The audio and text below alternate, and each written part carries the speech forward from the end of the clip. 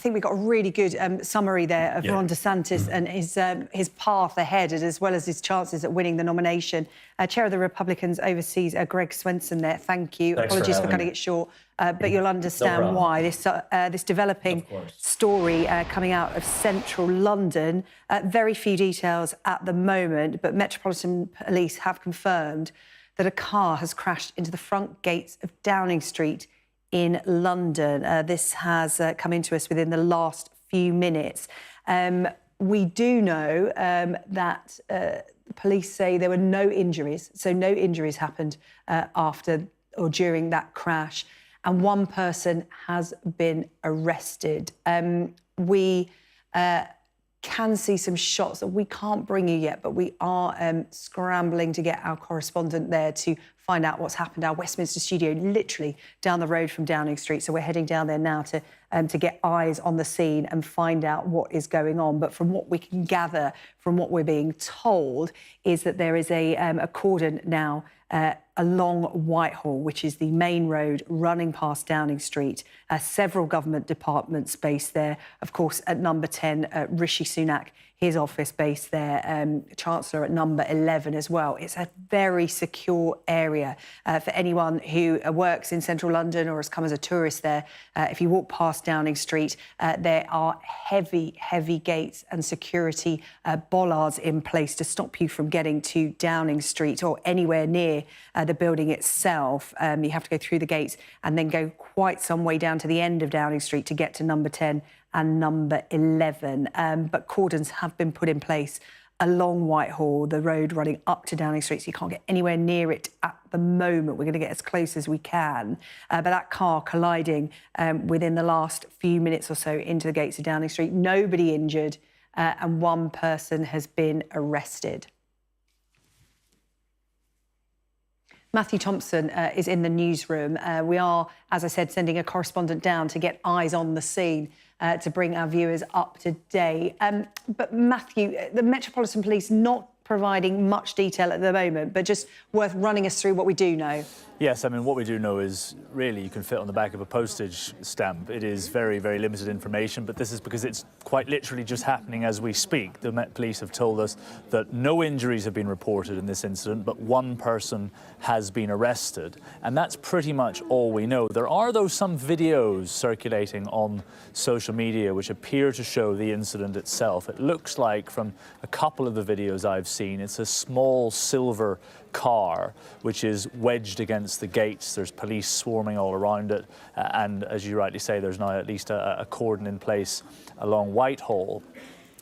The only thing I would say is anyone who's... Sorry, Matthew, just getting a bit more detail here. Armed officers arrested a man at the scene. We understand it's on suspicion of criminal damage and dangerous driving. That's the line just coming into us from Metropolitan Police. They've also recapped that there are no reports of any injuries and inquiries are ongoing. Obviously, this happened at around 4:20 this afternoon, so not that long ago. So sorry, Matthew, just wanted to update viewers on those new lines there so we can incorporate that into what we know so far. This literally happening, you know, just half an hour ago. I think criminal damage, or suspicion of criminal damage, is an interesting one. And it would tally with what I was just about to say, in fact, which is that anybody who knows Whitehall knows Downing Street. You can see if you look online at some of these videos, the position of the car is such, and the nature of the barriers around the Downing Street gate are such, that it's a very difficult place to accidentally swerve into, if you see what I mean. Now, that's not to say we shouldn't speculate, of course. That's not to say someone couldn't do so. But it might lend some credence to the idea that to get yourself into the position that this car appears to be in some of the videos, is actually quite a challenging thing to do unless it is somehow deliberate. Now, of course, we must let due process take its course, but it is interesting, therefore, that police are now telling us they've arrested someone on suspicion of criminal damage. It's impossible to tell from the videos quite how damaged the gates are. We just can't see. And of course, as you rightly say, we're trying to get a camera down there post-haste, as I'm sure plenty of other organisations will be. But it doesn't look to be completely crippling damage to the Downing Street gate, at least from the videos I've seen. It's certainly not hanging off its hinges, although I suppose you might expect that the gates are built to withstand considerable force, given that they guard the house of the Prime Minister and the Chancellor. But it doesn't look completely like a disaster zone, but nonetheless it is quite extraordinary that a car has managed to get there. If it is an accidental position the car has found itself in, well, I mean, it's very, as I say, it's at least difficult to imagine how that's happened. But if it is, potentially someone, goodness knows what, protesting or even more, even worse than that, then it's probably the worst place to do it, because it's the most guarded place in Britain, practically, and police will have been right on the scene. Armed police, in fact. Shouldn't be surprising that armed police made the arrest, because they're the ones who guard the gates of Downing Street. So at the moment, very little information coming into us, but we will endeavour to get you as much as possible in as short a time Matthew, as possible. we've just got a bit more coming in now. We actually have some video that's been sent in to us from the scene. This is from a viewer, Lewis McAllister. This is obviously taken, it looks like from a bus, as he made his way down Whitehall. You can see there the car in front of the gates at Downing Street, the silver car there with its boot open. Just to recap, if you're just tuning in now to Sky News, we've just had this update from the Metropolitan Police at around 4:20, so just over half an hour ago. The car you're seeing here on your screen crashed into the gates of Downing Street. This video clearly taken a few moments after it happened, because we understand now that Whitehall is cordoned off, traffic being turned away from that area. What we do know about what happened is that nobody was injured. Armed officers arrested a man at the scene, we're told by the Metropolitan Police, on suspicion of criminal damage and dangerous driving. Metropolitan Police say inquiries are ongoing.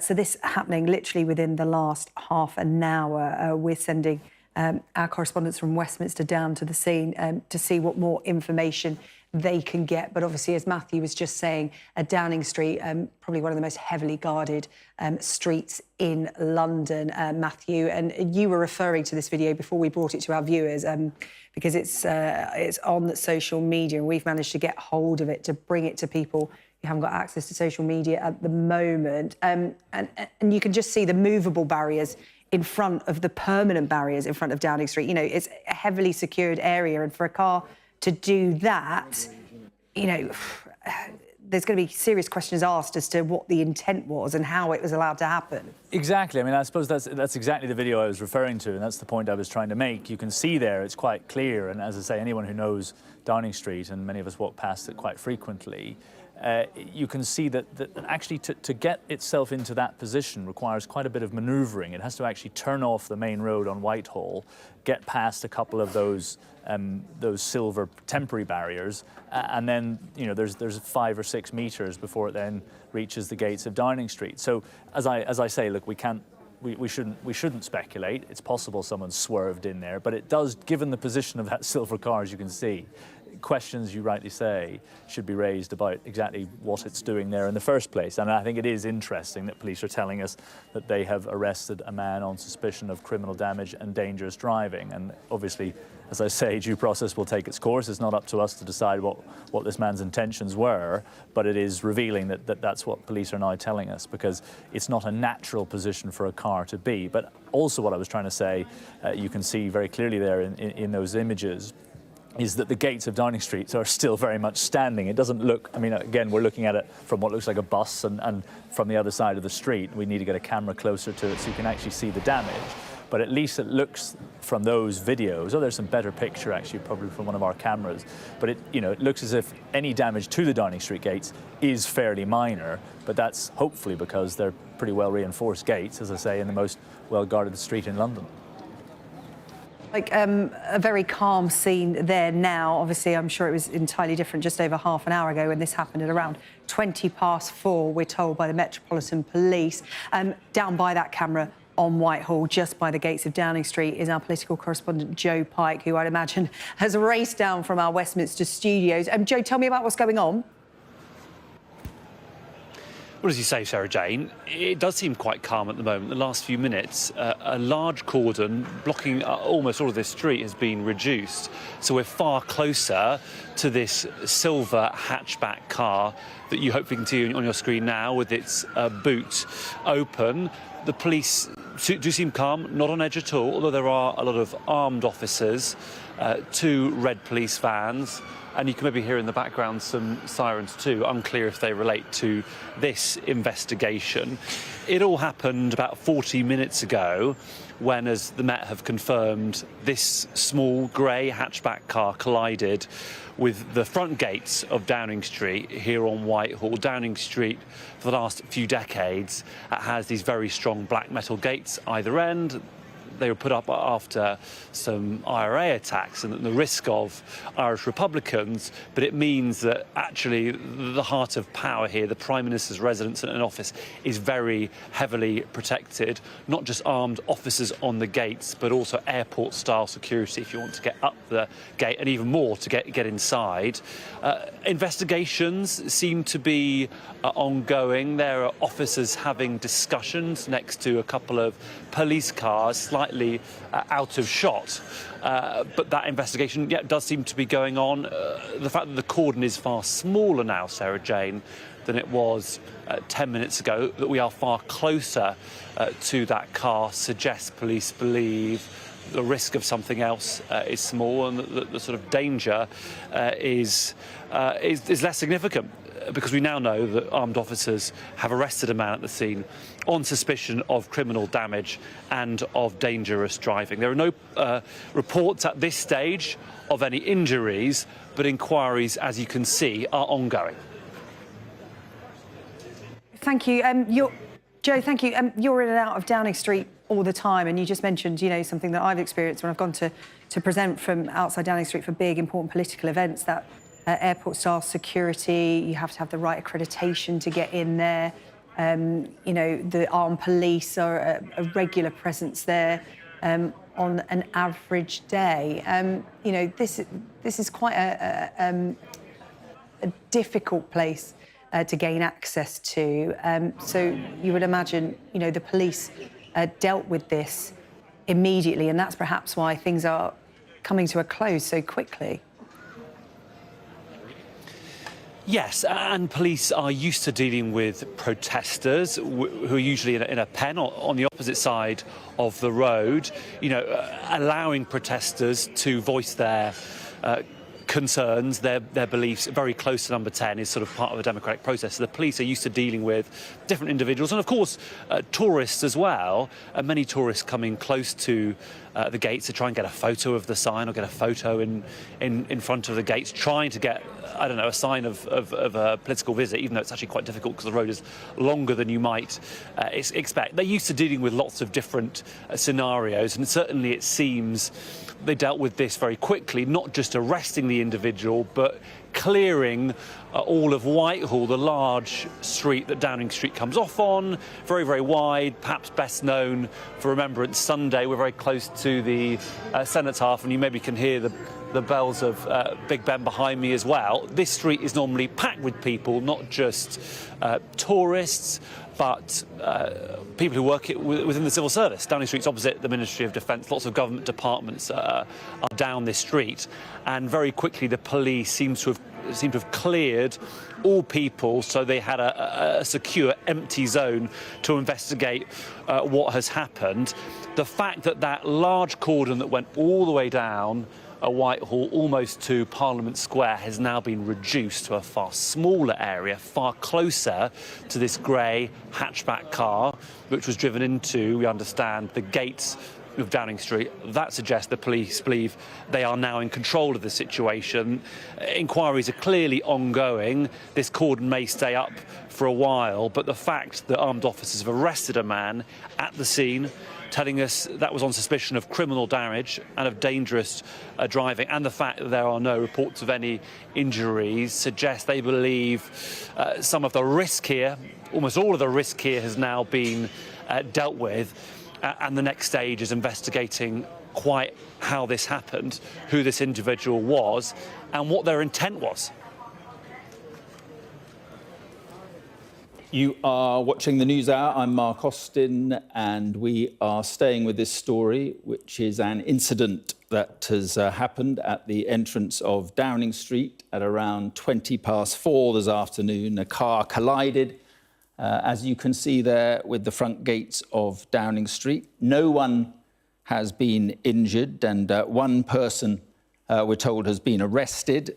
Cordons have been put in place, and as you can see, armed police are there, as they would normally be, one has to say, at the entrance to Downing Street. A very well protected street, of course. But Whitehall, which you can see on the right of your picture there, closed off for the moment. The gates were not seriously damaged from pictures we have seen, but they have arrested, as I say, a man, and that arrest was on suspicion of criminal damage and dangerous driving. Joe Pike is down there at the scene for us.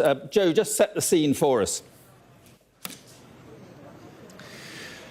Well, a strange atmosphere here, Mark, but police officers seem largely calm at this moment. In the last 10 minutes or so, the large cordon blocking off the whole of this street in central London, where all government departments, or most government departments, are based, that cordon has been reduced to a far smaller area. So we are now far closer to the small grey hatchback car which has been driven into the gates of Downing Street. Gates that were installed about 24 years ago in 1989. Towards the end of Margaret Thatcher's premiership, of course, because of the threat of the IRA, and there was that mortar attack on John Major a couple of years later. Decades ago, you could walk up and down Downing Street. The public could get very close to prime ministers. Of course, that has changed, and there is an incredibly high level of security down this street. Not just a lot of CCTV cameras, but a constant police presence, 24 hours a day, and an armed police presence. There were armed officers, as there always are, on the gates of Downing Street. Those are the ones who quickly arrested this individual. It does seem now that investigations are ongoing. There are quite a few unknowns here. Who this individual was, and I suppose, Mark, what the intent was. How did he come to drive into the gates of Downing Street? Was this an accident, or was it intentional? Police, though, seem calm. There are a lot of, I suppose, tourists and people working in the offices here who are trying to get home from work, and the armed police are staying outside the gates of Downing Street around this car as those investigations continue. It happened about 40 minutes ago, 20 past 4. The car collided with the gates of Downing Street. One man was arrested by armed officers at the scene. That was on suspicion of criminal damage and of dangerous driving. At this stage, there are no reports of any injuries, but the investigation by police is ongoing. It's not clear at this stage who is in Downing Street, who's in the Cabinet Office. A lot of senior ministers, of course, are working there. But I'm sure they're all incredibly secure, because whatever the circumstances of this event, the car was stopped at the gates of Downing Street. The driver was arrested. Yeah, and there is a statement, Joe, from the Metropolitan Police, and it says pretty much what we know. At approximately 4:20 this afternoon, a car collided with the gates of Downing Street on Whitehall. Armed officers arrested a man at the scene on suspicion, as you say, of criminal damage and dangerous driving. He has been taken into custody. No reports of any injuries, and the investigation is ongoing. An investigation which I assume from the pictures we just saw, first of all, involves a good search of that car, Joe. It certainly does. The back of the car, the boot of the car, was open when we arrived. That is now closed. There are no officers directly around it. It is possible that in the coming minutes we'll get even closer to it if this cordon is taken down. Certainly, at some stage, I suppose the police will want to remove this car, maybe take it away for further investigation.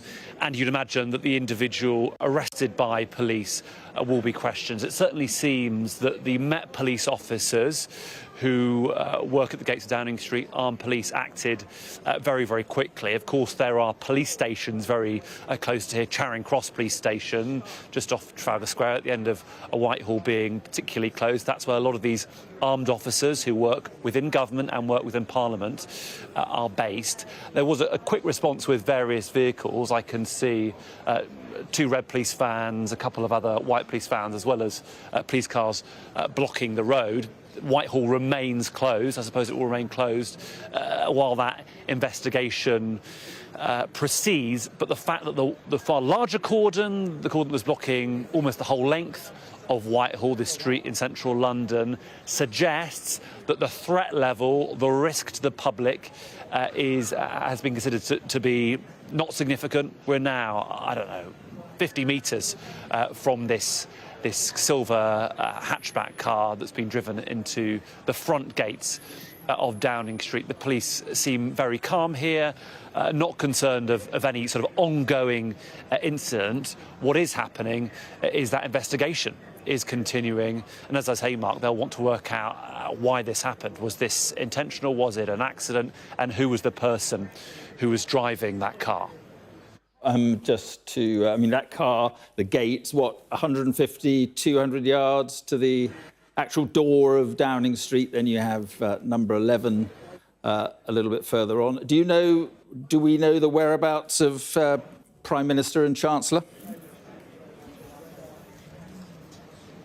We don't at this stage. Certainly the Prime Minister was appearing on television in London this morning. A big focus of government ministers today has been the immigration figures this morning. So we've seen senior ministers within Parliament, and a lot of ministerial cars have been in Parliament. But of course, because today is the start of recess, the Whitsun recess, it's when the House rises, a lot of parliamentarians and therefore ministers will have returned to their constituencies. Whitehall and Parliament is much quieter today than on a normal day.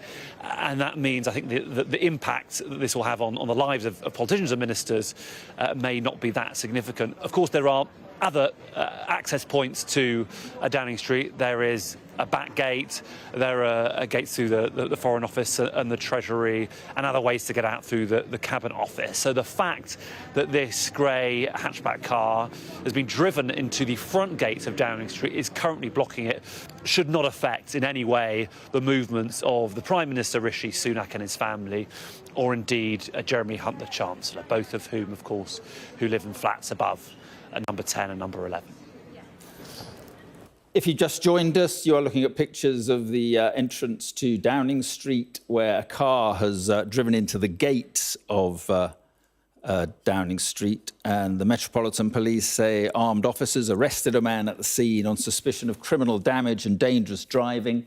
He has been taken into custody. No reports, we're told, of any injuries, but an investigation continue, and as you can see, a considerable number of armed police on the scene, as they are normally, but more have now clearly arrived. And Joe Pike is as close as he can get. And it's worth saying, Joe, that of course Downing Street and Parliament itself increased protection over the years, and they are prepared for these sort of things.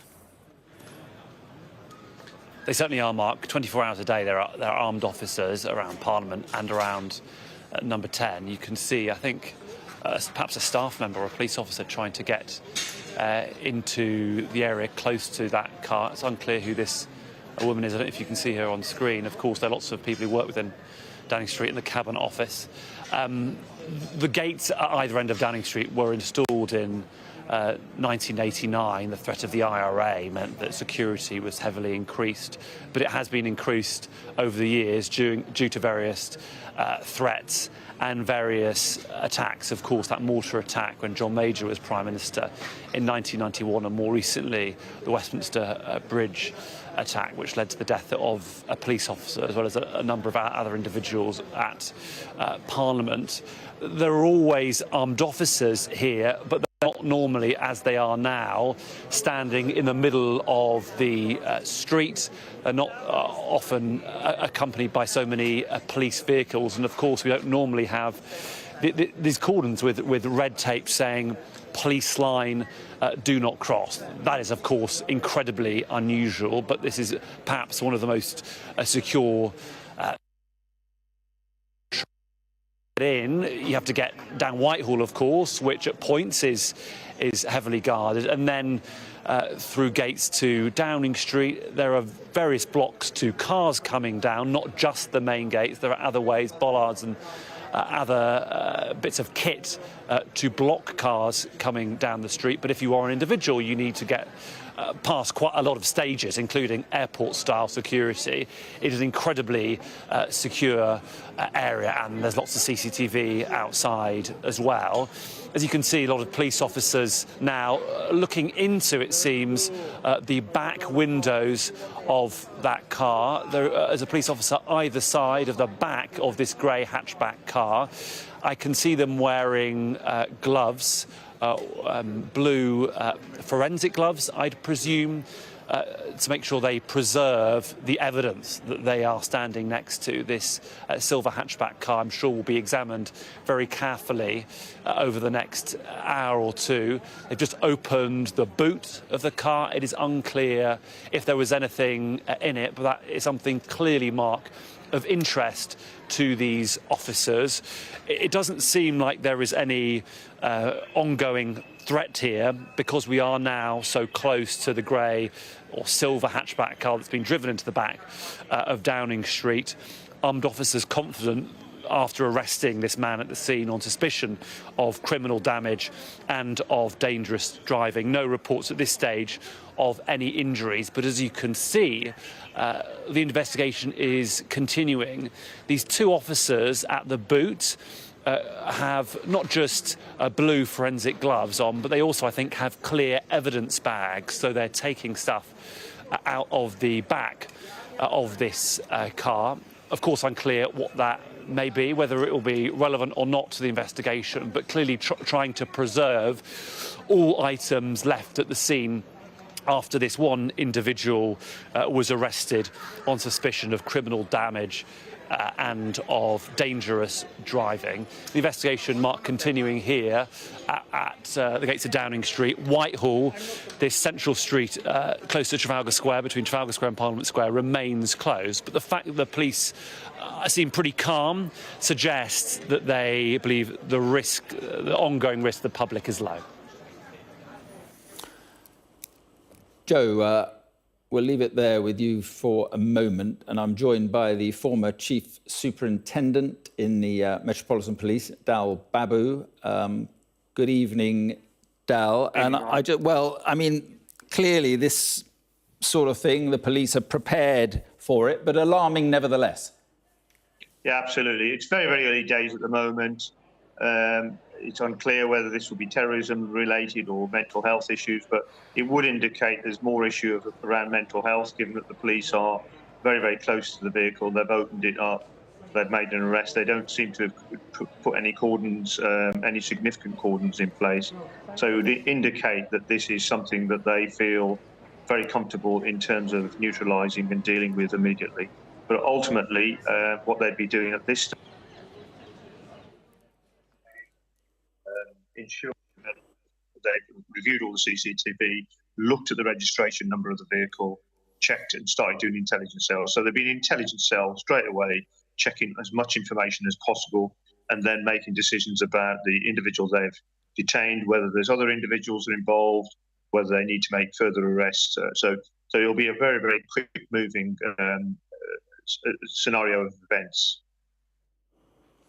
Yeah, Dal, you're breaking up a little bit, but if you can still hear me, I mean, it is because of the terror threat over the years that Downing Street, Parliament, other government buildings have become increasingly secure. But as you say, this incident, there is a certain calmness around everything from what I can see on these pictures, would suggest that it's something else.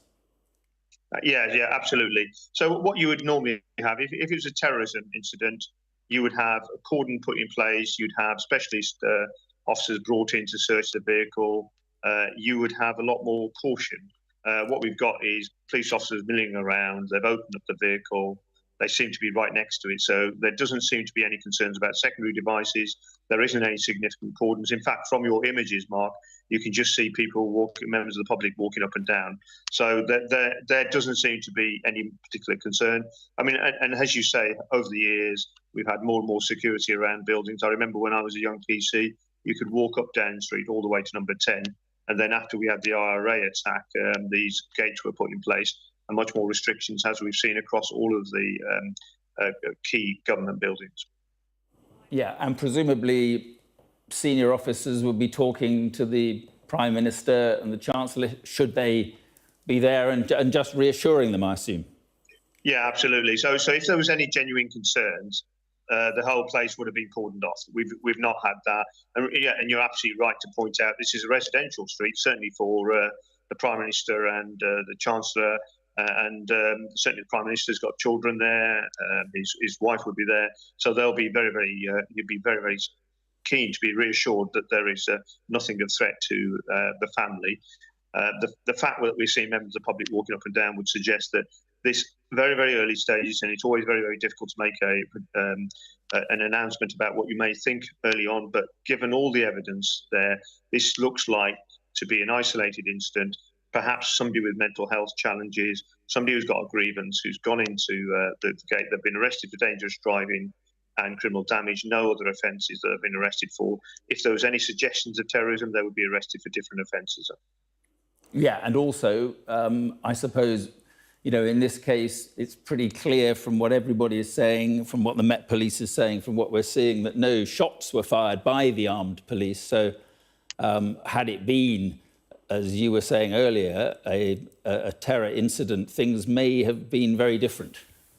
Yeah, absolutely. I mean, the police, I was a firearms commander for many years, and actually some years the police didn't fire a single shot. So the police are very restrained, they're very well trained. You would have had a significant number of firearms officers there. It's one of the most CCTV places in the country, as we discovered with Partygate. And so if there were any concerns, then you'd be having these resources moving in very quickly to deal with it. And there are police resources all around this area. Remember, Scotland Yard is less than half a mile away. Parliament is a few hundred yards away. So there's police officers there, normal patrol police officers, but also armed police officers. And we have a number of embassies in and around the wider area. It's interesting you say of your experience of being a firearms officer. I mean, what goes through the mind of an armed police officer in a situation like this, as a car comes towards the gate? It must be split-second decision-making and very difficult. Yeah, absolutely. So I was a firearms commander, and I think I was incredibly impressed with the police officers that we had carrying out firearms operations. They have to undertake a very high level of training, and in some ways, this is what they've been training for all their careers, just to be in a situation where they're able to deal with the situation. The fact that they are so experienced and restrained indicates how well they've been trained. And at a time when the police have had a lot of bad publicity, this is probably a good example of how the firearms officers have dealt this with in an exceptional way. I mean, dare I say, if this was America, whether we would have had a different kind of scenario where shots are fired on a regular basis. Whereas here, the police are incredibly restrained, as they've shown with this particular case. And it doesn't get much more high profile than somebody trying to ram the gates of Downing Street. Yes, I can remember being in the United States, in Washington, and there was certainly a greater tendency to use firearms there when things like this happened. Yeah, and I think what will happen now is they'll start looking at what lessons they can learn. Is there something they'll inevitably be a debrief involving all the officers? They'll be looking at some of the decision logs, making sure that CCTV is in an appropriate place. They'll also have to deal with the media. There'll be a huge amount of media interest, not just locally, but nationally. Sorry to interrupt you, Dal. I just want to bring in some footage from BBC News now, which is of the moment. If you watch the centre of the picture, there is the car going across, and reasonably slowly, you may have just caught that, the silver car just driving across, there it is, and ending up hitting the gates of Downing Street. But as you can see from those pictures, there doesn't seem to be a huge amount of alarm or people running, or it seemed to happen all pretty slowly. Dal, I don't know whether you can see this. I can, yeah, and that would indicate that there may be a third option. We talked about terrorism or somebody who'd been unwell. This could be a plain accident. There's no indication there of somebody speeding. Somebody could have just driven very, very poorly. So I think you've got to keep all your options open. But at this stage, given the way the police have responded and the images that we're seeing of the vehicle moving very slowly towards the gate, it would perhaps indicate that it's more likely to be either somebody with some mental health challenges or somebody who just had an accident.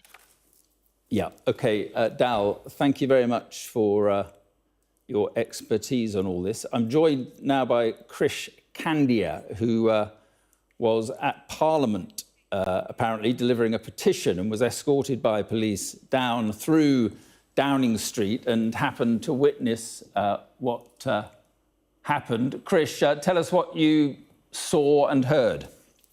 Sure. We were at Downing Street and we'd just gone through security barrier, having our IDs checked. And as we were reversing from the security check to where you go through to have your bags x-rayed, there was an almighty smash at the front gate, which was meters away from us.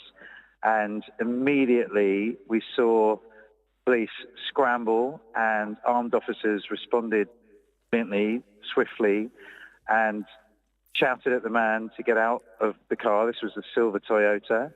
There were, I'd say, 10 armed officers pointing rifles at the man. He was wrestled out of the car very quickly and put down on the ground and handcuffed, and his vehicle was then searched. We were pushed through security as quickly as possible, and again, brilliant response from the police officers there. They formed a human shield to make sure they were in the way. At this stage, we have no idea what's happening. It could be a terrorist attack, could be a bomb attack, could be an armed man, and so they really put themselves between us and the other people that were delivering the petition. We were delivering a petition about the UK welcoming Sudanese refugees in the same way that we've offered wonderful hospitality to Ukrainians. And we were ushered to the back, as far away from that front gate as we could get, pushed down some stairs to shield us in case anything was to explode. And then a few minutes later, ushered out the back gate. Lots of apologies that we couldn't deliver our petition, but they were putting everyone's safety first. We waited at the back gate, and pretty soon more police arrived. Some people left Downing Street with a cycle accompaniment, and then the whole place became more and more shut down. Yeah, you say, Krish, you heard a loud bang. I mean, what was your initial thought? It must have been pretty frightening. Yeah, there were 6 of us. There was a lady from Ukraine, a lady from Sudan, and some Sudanese gentlemen, and everyone was responded incredibly calmly and bravely. But it was a smash. I thought there'd been an explosion. I thought there might have been a shot fired, but that was just the loud noise of the impact. And suddenly, it's armed officers responding very quickly, very decisively, shouting clear instructions at the man about what to do. He seemed to be a middle-aged man, short stature, and he complied as he was asked to. Right, but there's no indication of what it was about. Whether, as you say, there was we've had a police officer on say it could all be all sorts of things, from someone who simply had driven very badly. It could be a mental health issue, but the first thought, obviously, as you mentioned there, is terror, but it clearly doesn't seem that is the case. Yeah, I think the police used their training to the utmost. They needed to project a worst-case scenario and respond appropriately, and they did. And, you know, we couldn't have been in better hands. I think they were definitely being better safe than sorry. And, you know, it's very difficult to ram the front gate of Downing Street. It would be a pretty bizarre manoeuvre to do that from the rest of Whitehall. So I think they made the right choices under the circumstances. Yeah, very difficult for them, clearly. I mean, we have got pictures that we've just seen of the car crossing Whitehall and then driving between those bollards, and viewers can see it now. But it all seemed to happen, Krish, very slowly. Yeah, I mean, the first thing we hear about it is this loud smash into the gate, and then we're seeing police running and, you know, responding very urgently to the situation. So, you know, I haven't got the hindsight of seeing how quickly he traversed Whitehall, but again, all I can do is just commend the police for being consummate professionals. They were, you know, brave, completely calm, but, you know, utterly decisive in their action, and just increases my respect for this police force. Yeah, OK, Krish. Well, listen, we appreciate your time. Thank you very much indeed for coming on. We can talk now to correspondent Liz Bates, who is down there at the entrance, or very close to the entrance to Downing Street. Liz, give us a sense of the scene. So the scene down here, and you can probably see it over my shoulder, the car that drove into the gates of Downing Street is still there. There are a number of police outside. Some of them are standing near to the cordon. Some of them, it seems, are going through the car meticulously, I think, trying to just check it all over. That's the scene at the moment. Whitehall is still shut down from here up to Parliament Square. There are, as you can imagine, lots of people milling around here. There are lots of tourists here, as there usually are. There's a huge amount of press here. When I was coming down here, there were a number of police cars with flashing lights rushing down to Downing Street. It does seem at the moment that things have calmed down a little bit. The expectation is, I think, that quite soon this road will be opened up. We don't know in terms of who was in the building in Downing Street, where the Prime Minister is at the moment. I can tell you that because recess is coming quite soon, a lot of the MPs aren't here. So Westminster itself is not full of ministers and MPs as it usually would be. So that's really the scene down here at the moment. I think what was quite clear when I was coming down here was that this isn't a situation where all of Westminster is locked down. Parliament itself, security seems to be at the same level. They're still letting people in and out. This incident seems to be quite contained to outside Downing Street, and as we've already reported, this was just one arrest of one man, and now that we've seen the footage, it's quite clear that, well, it seems that this wasn't a sort of very aggressive attack. You can see yourself the car sort of meandered over almost into the gates of Downing Street. I think what's happening at the moment is the police have shut everything down. They're assessing the situation. It doesn't seem that the security has been ramped up across Westminster, and I think the expectation is that, if anything, things will start to get back to normal quite soon. Yeah, and Liz, you work in Westminster, spend a lot of time walking around Westminster, Downing Street, Parliament and so forth, and it is interesting that security, for all the obvious reasons, has been substantially increased in recent years. Oh, certainly. And as we said already, the gates of Downing Street haven't been there for a huge amount of time. 1989, I mean, it is quite a long time. But that was in response to threats from the IRA. Before that, Downing Street was open. There were no big gates in front of it, and people could wander up and down. But of course, we know that Downing Street, Westminster, Parliament is a target, and we've seen those incidents over recent years. at the moment, it doesn't seem like we're putting this crash into the gates of Downing Street into that category, but understandably, there is huge amounts of security here. There are armed police all over the estate, many in Downing Street. It's not an easy place to get in and out of. It's something that I do on a regular basis as a journalist, but the security there is very strict, as it is across the parliamentary estate, as you would expect. So unsurprising, I think, that this incident, whatever it was, and I'm sure we'll find out more details reasonably soon as to what the motivation for this was, but it does seem that it has been shut down quite quickly, and that is because security here is understandably incredibly high. When this happened, it was quite clear to me as I was coming down that there were huge numbers of police rushing to the scene. There were already many on the gates. There are many that work in the building, armed police.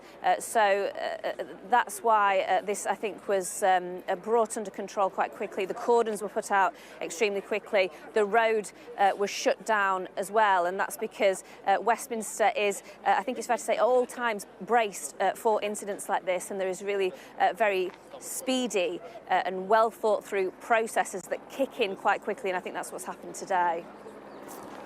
Yeah, we can see more police tape just going out at the end of Downing Street, which might suggest that they are going to reopen it and just close that small area. But as one of our eyewitnesses just told us, Liz, the police acting with great restraint. But it is clear they closed Whitehall off, certainly to vehicles and to the public and pedestrians as well. Is that it? Was a wider area closed, do you know?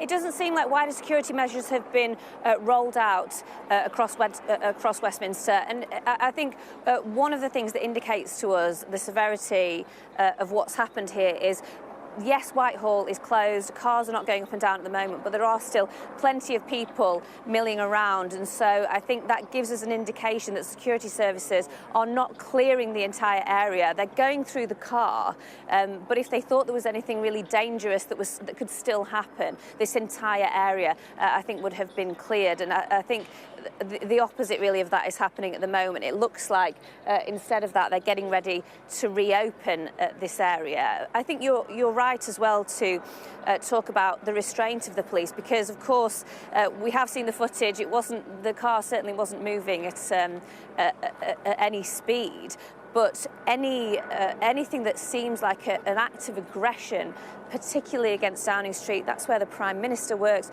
and all of his staff, and there are many cabinet ministers that work in and on this part of the estate. Anything like that has to be treated with the utmost vigilance, and it does seem like from the eyewitness account, the police acted very swiftly, but also with quite a lot of restraint in the way that they dealt with certainly the person that was in the car. And I think it does seem at the moment like there are no wider links in terms of that person that's been arrested, but I think we'll get more information on that quite soon. Yes, and as you say, and as our eyewitness said, the police did act with considerable restraint. The current terrorism threat level in Britain is, I think, substantial, which means effectively that an attack is considered likely. So, obviously, they will be worried about these sort of things. And increasingly, as I say, this security has improved, particularly around Parliament as well, where there have been attacks, sort of random attacks outside Parliament.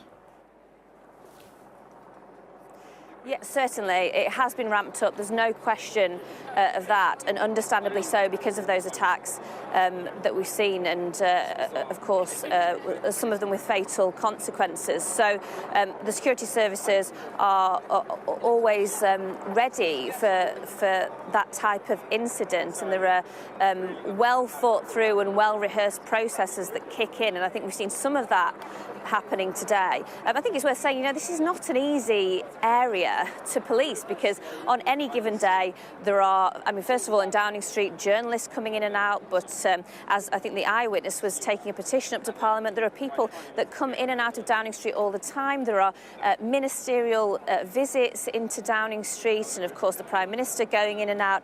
That's a difficult situation to keep secure. And at the same time, there's many times when I have been down to Downing Street where there are protests, very loud protests, and there's sometimes many hundreds of people gathered in the streets out here outside Downing Street and outside Parliament as well. Parliament Square is a place where there are often protests, and so you can see the difficulty that the police and the security services have here. These are government buildings. They require people to be moving in and out of them constantly all day long. There are, of course, as well, and I think there's many people now gathered here. There are a lot of tourists in this area, so the police and the security services are constantly having to make assessments about the level of security. And of course, up front, foremost in everybody's minds, are previous incidents that have happened here, and I think they try to strike a balance between keeping this place as an accessible workplace that doesn't feel like it's entirely separate from the public, and to try to accommodate some of the protests that go on, and at the same time try to make sure that things are secure. And I think there will certainly be a lot of reflection today on what happened and how the police outside Downing Street responded. Liz, we've got a helicopter there, a shot there of the car that came to rest alongside the gates. I wonder if we could just show the pictures again of the car coming across Whitehall, because there's quite an interesting... It's interesting to see where the car came from, which was immediately opposite the gates of Downing Street. Now that, I'm told, has come from a street leading to a MOD car park. And that means that effectively then that car has come across from a secure area, which is interesting. So it is not a busy street, it comes from a car park, we're told, which belongs to the Ministry of Defence. Yes, and that's quite odd. I thought the same thing, Mark, when I was looking at that footage. It's not entirely obvious where the car has come from, but it seems that it's just driven essentially in a straight line. And if I look over there now, there are gates that go across that car park. So it would have had to come through those gates and go over to Downing Street, and it was quite an odd scene when you look back on the footage, because it does go very slowly. Yes, it seems to have come from another bit of the estate. I should just say it does seem at the moment like the roads are being opened up again. You can probably hear the police behind me there shouting at everybody to get out of the road now, and it seems like they're about to remove these cordons that were put out when this incident happened and open up this street again, which suggests that the security risk is now over, and everything is going to largely go back to normal. Of course, the car is still there, but it does seem like it's been checked over, and things are going to start opening up. Liz, thanks very much. It sounds as if the police are certainly reassured about that. Let's speak to Colin Morgan, former head of Public Order Branch at the Metropolitan Police. So, Colin, I mean, what are your thoughts about this? It seems, well, the car drove certainly quite slowly into the gates. The police acted with restraint, says the Eyewitness that came on Sky News a little earlier. What do you make of it all? Yeah, I think your assessment from your previous reporter was pretty spot on. I mean, I think the police will be keeping their options open. Obviously, could it be mental health? Could it be drunkenness? Could it be anything? But it could simply be a motorist that got confused and realised where that he was. I mean, you used the terminology a little while ago, Mark, that came to rest against the gates. Looking at your Skycopter footage, it's probably as much that as anything. I mean, it's a very strange situation, especially as you say, where it came from at Richmond Terrace, directly opposite Whitehall to Downing Street, which is a car park, and a car park close to the Ministry of Defence building. But I think the police will be keeping their options open. I mean, again, looking at your footage, I think the officers that were searching the vehicle, you know, they weren't in white forensic suits. The vehicle wasn't being isolated because they were concerned about it. They were allowing people, they've probably got some sort of cordons in, but they were allowing people to walk further up the street. You could see them up at the Scottish office, etc., further up the street. They weren't pushing them back. So I don't think they had any concerns at any stage about the vehicle. And I know it's been mentioned a couple of times now, but, you know, I don't know many countries in the world where something like this happening, that shots wouldn't have been fired by the officers guarding the sort of seat of the Prime Minister. You know, so all credit to the officers for using their training and assessing the situation and not opening fire. I'm sure they would have opened fire if they'd felt the need to, but, you know, all credit to them very much in the split second that they had to make those decisions, which shows just how good British police firearms officers are. Yeah, it's a point well made. And I mean, it's very difficult for these police officers, these armed officers, because the expectation, you know, of what they're waiting for is something very serious. And, you know, as you say, it is the home of the Prime Minister, the Chancellor. They are protecting the Prime Minister and Chancellor, and they are expecting and trained to expect something to happen. But in this case, it just seemed to have been dealt with calmly. Yeah. Yes, indeed. And, you know, he seems to have been arrested pretty quickly, and that's reassuring to know. And they seem to have assessed the situation pretty quickly. Again, from a citizen's point of view, that's good to know as well. But, you know, they are trained to fire as a last resort. And sometimes that last resort can be in a split second. But, you know, they are trained to as a last resort. They are trained to take the situation in and to apply the threat and risk that they feel before they pull that trigger. Because they know the consequences of pulling that trigger if this is someone who has just got confused or who is unfortunately drunk or has got mental health issues, as opposed to a terrorist, which, as we saw in 2017, you know, not that long ago, a terrorist, or it's a couple of times, using a similar sort of tactic where they use the vehicle as a weapon.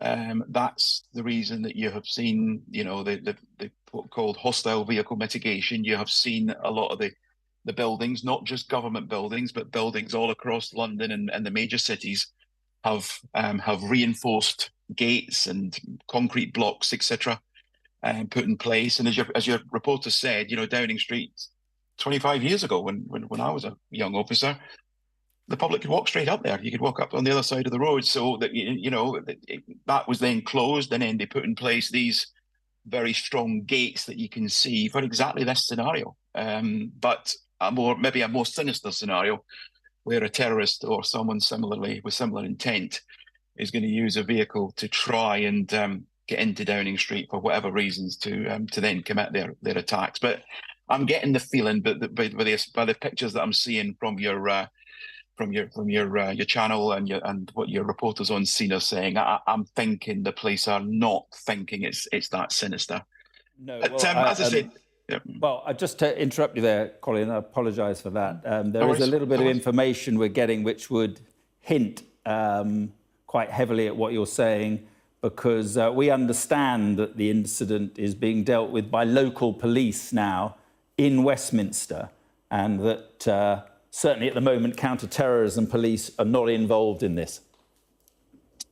Yes, that doesn't surprise me at all, but it would have gone through the process. Counter-terrorism command would have been consulted.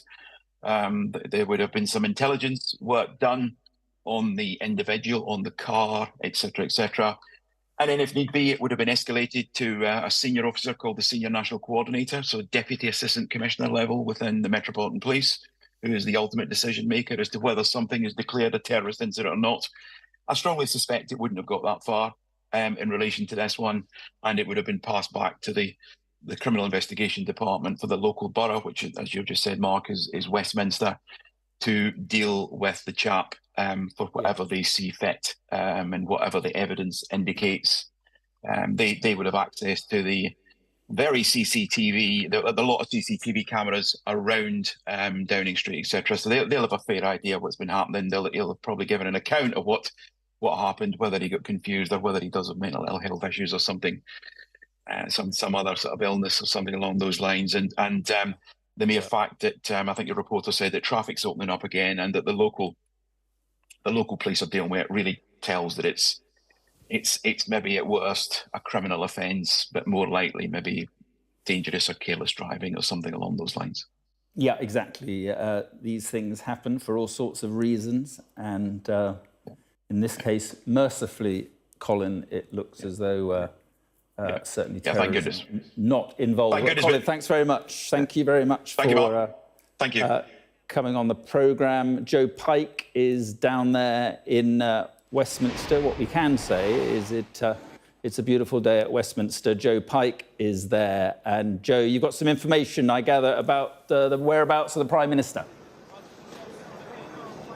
Yeah, we understand now, Mark, that he was within Downing Street at the time this silver Kia drove into the front gates. He'd been due to depart number 10 anyway, but left very soon after. The Times newspaper publishing a video of his armoured motorcade leaving the back gates of Downing Street. If you look around here, Whitehall is now open to traffic both ways. So cars, bicycles coming down the street.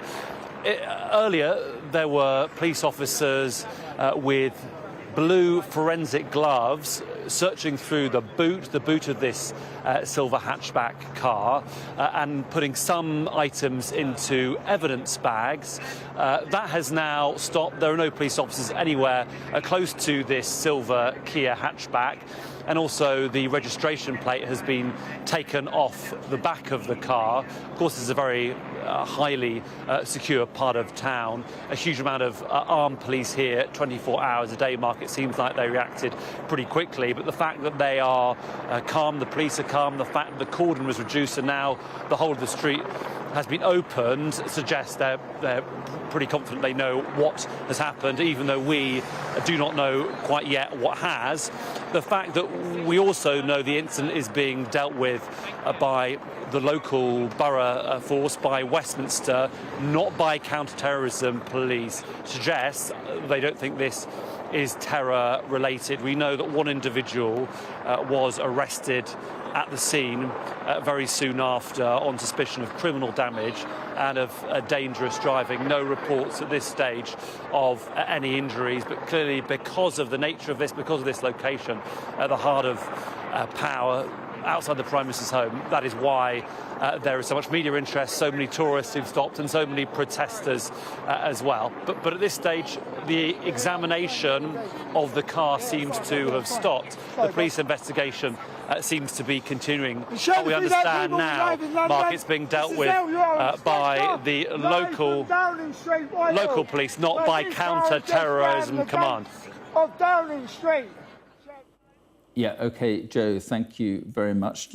Let's just recap, if you're just joining us. As you can see there, there has been an incident at the gates of Downing Street. A car collided with the front gates of Downing Street.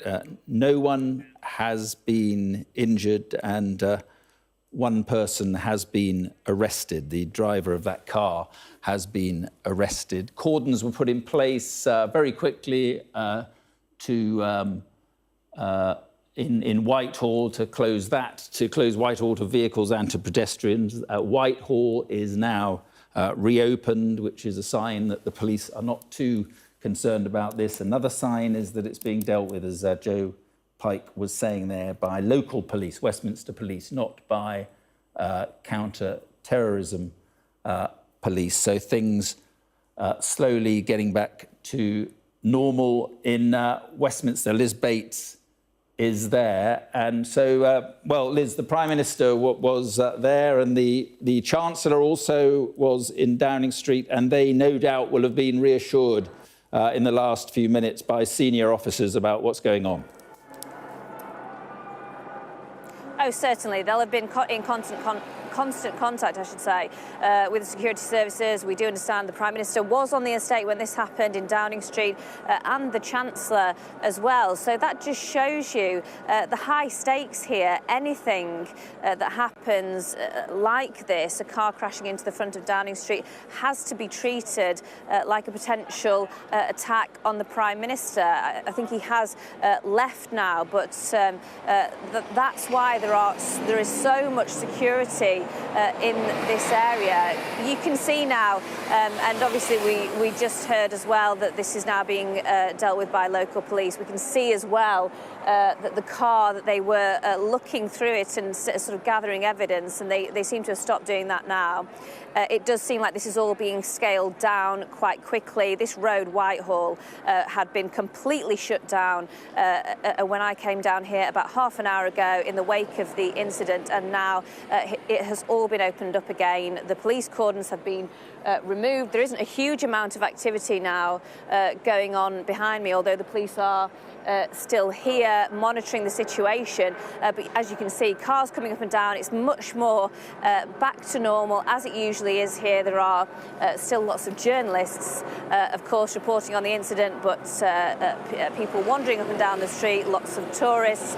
And as you can see, there's usually some sort of protest over on the other side of the street, and that's sort of kicked off again. So very much business as usual, I think it's fair to say, here just outside Downing Street. Yes, I mean, having looked at that footage, it does seem like the car came from just across the road there behind some gates. So it'll be interesting to find out what the motivation of the driver was. And at the moment, of course, it does seem like it's not being treated like a terrorist incident or anything like that. Yeah, things getting back to normal clearly in Whitehall, Liz. But nevertheless, at 4:20 this afternoon, for the people milling around there and civil servants leaving their offices and tourists, as you say, it would be pretty frightening to have seen this, and for the police themselves, an alarming moment. It will have been in those moments before they can make an assessment of what's really happened. This is a place to work right in the heart of Westminster, right in the heart of government, and it operates in a reasonably open way. People come in and out of Downing Street, they come in and out of Parliament. It is an operational workplace, but of course we know that it is also a target for all kinds of incidents, and we've seen those incidents play out in the past. You know, I was on the estate back in 2017 when there was an attack that ended up with the loss of life, and I think that is foremost in the minds, not least of the security services. But at that moment, that was a very scary day. We were all locked in Parliament for hours, and of course the consequences were entirely different. It was an entirely different type of incident, but I think that is what is sometimes, certainly in the minds of the police, they're always braced for these moments, and the processes kick in quite quickly, as they did today. But as well, for the staff sitting in the offices, there's always that period where they don't know the severity of what's happened, and I think that can be quite a scary place to be. And thankfully, it does seem like today nothing more has come of this. We see the footage. It's slightly odd, but it certainly doesn't look like an attack in the way that we've seen in the past. But those police officers live in the real world, and the real world is that the terror alert in this country is substantial, which means that an attack is likely. So that is, on their minds day in, day out.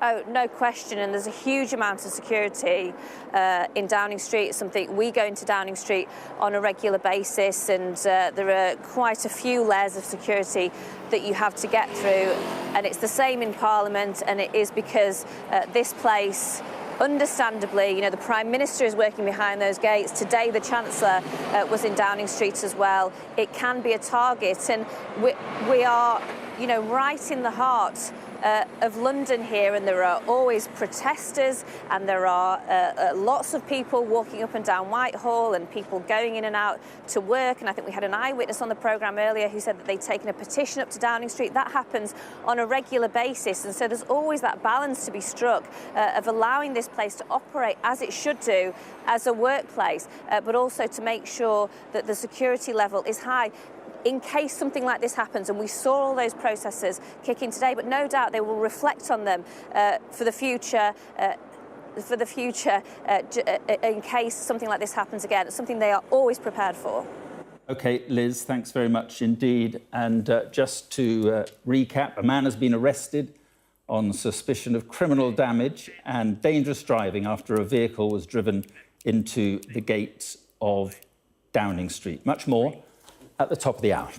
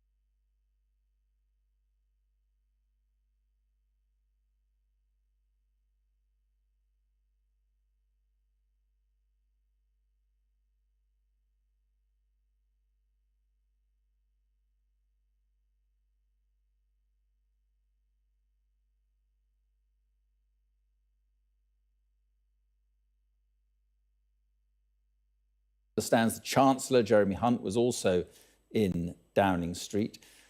We now know counter-terrorism police are not involved in the investigation, and the road, Whitehall, is open again after being closed for some time to both vehicles and pedestrians. And that is the situation at the moment. The car staying there at the gates of Downing Street. Joe Pike is as close as he can get to the scene. Joe, what's happening there now?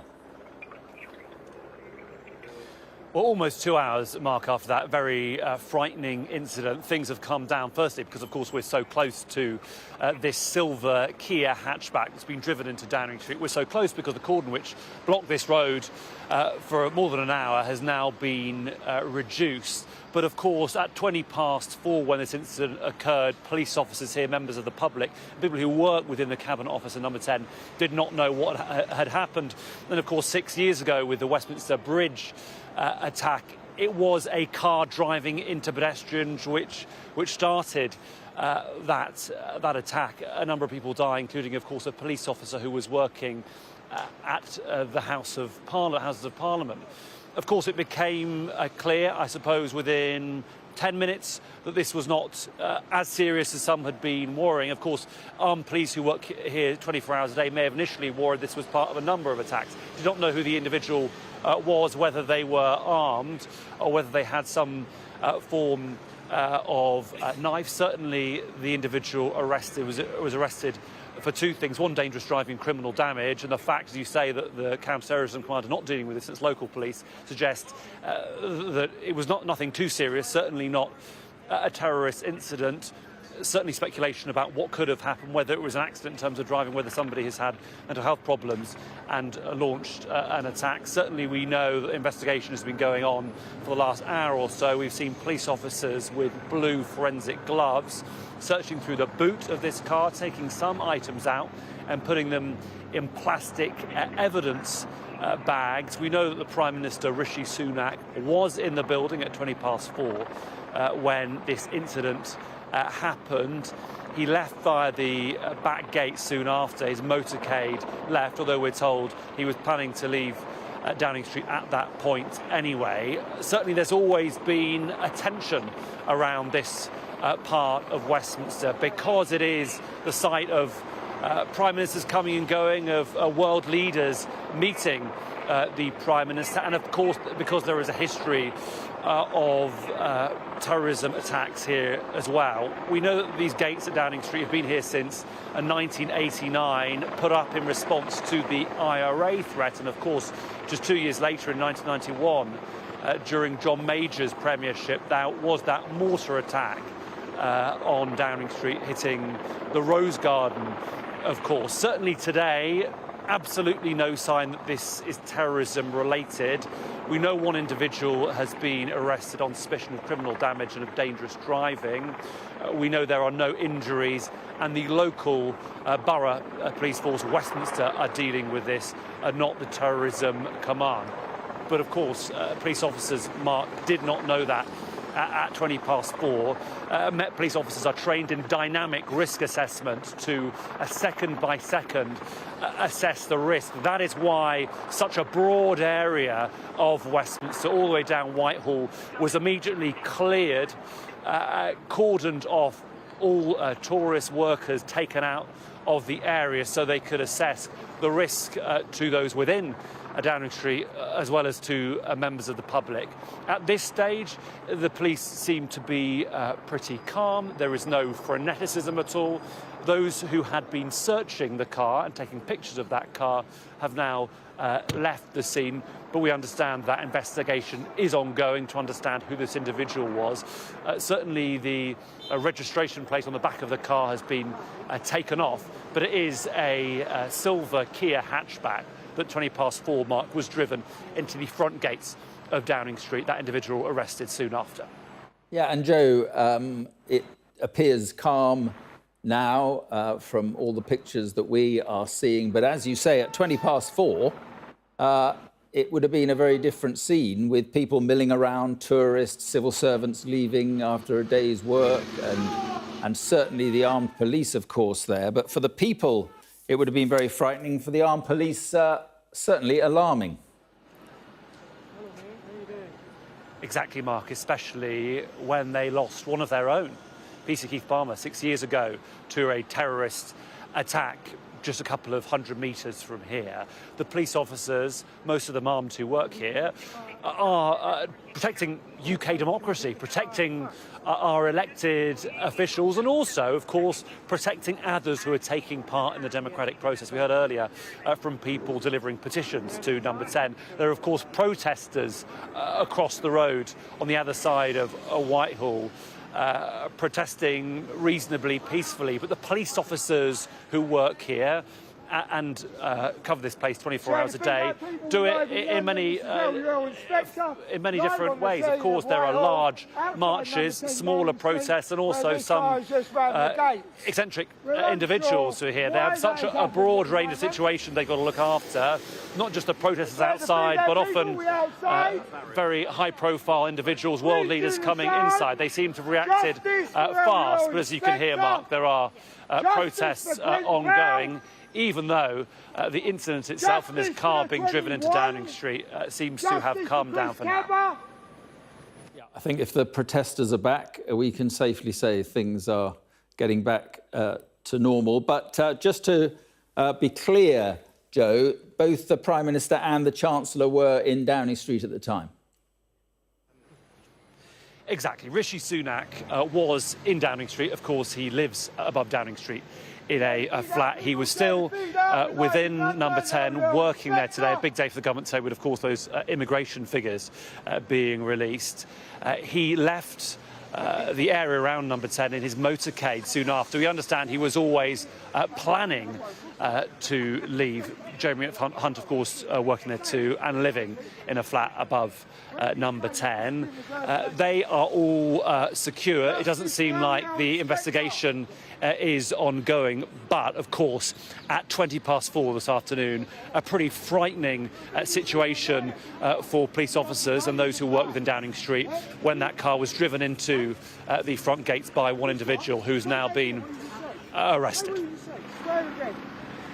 OK, Joe, thank you very much indeed. I think we can also speak to Liz Bates, who is in the area. And Liz, we've seen these pictures of the car crossing Whitehall quite slowly and moving through the bollards to the gates and hitting the gates. It all seemed to happen quite slowly, and it's quite interesting where the car came from because it wasn't a public road. Is that right? Yes, Mark, that's certainly what it looks like. And I share your view of that footage because I think when we heard initially, and we all, of course, rushed down here to find out what was going on, that a car had hit the gates of Downing Street, that, of course, sounds like a potential attack. And then you see the footage of what actually happened, and the car was actually moving quite slowly. I can see, based on that footage, I think, where the car came from, and it does look like a secure car park. It's behind gates, and that person would have had to be let in and out of that car park, and then, as you saw in the footage, drove extremely slowly across behind me and into the gates of Downing Street. And by the time that I got here, that car was still there, even though the man who was in it had been arrested and removed from the scene at that point. It did have the boot open, and for the last hour or so, the police and the security services have been picking through it meticulously, I think, trying to make sure that there is no further security threat from that vehicle, but it is still behind me at the moment, where it was when it crashed into the gates of Downing Street. And I think what you can also quite clearly see is that it wasn't, unsurprisingly, given the speed that it was going, a particularly high impact crash. So, of course, that does raise questions about what on earth has happened here. And I think certainly, given the scene, given all the information that we have, it's being dealt with by the local police. Everything has been opened up.